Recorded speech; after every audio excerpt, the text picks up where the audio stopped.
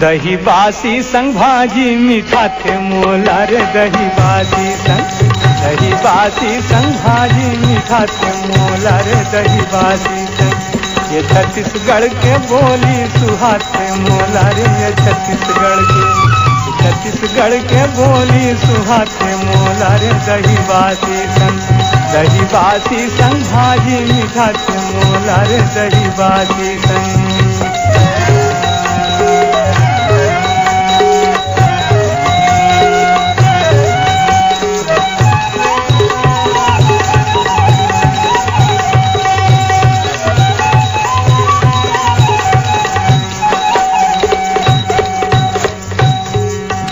भरे कोठी कसिहा के बोली हावे माया सगरी कसिहा के डोली हावे। भरे कोठी कसिहा के बोली हावे माया सगरी कसिहा के डोली हावे।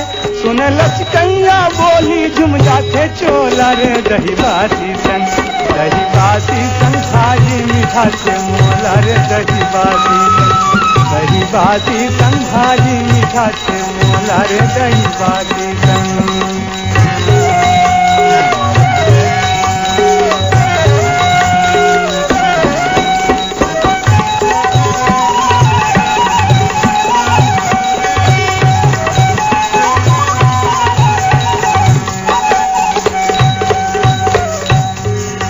चारों कोटि है देवता के डेराई है जोगी जाति और सती के फेराई है। चारों कोटि है देवता के डेराई है जोगी जाति और सती के फेराई है।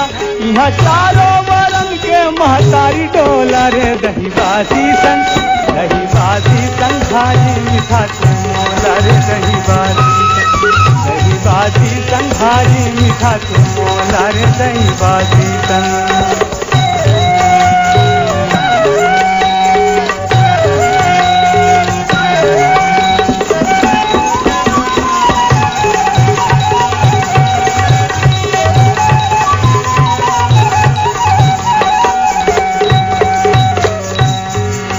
यहाँ धर्म और गोपी कन्हैया हावे जैसे मधुबन वृंदावन अमरैया हावे।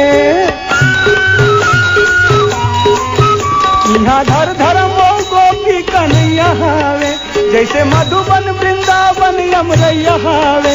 आजा सावन में झूला झूलाहूँ तोला दही बासी संग भाजी मीठा थे मोला रे दही बासी संग भाजी मीठा थे मोला रे दही बासी। छत्तीसगढ़ के बोली सुहा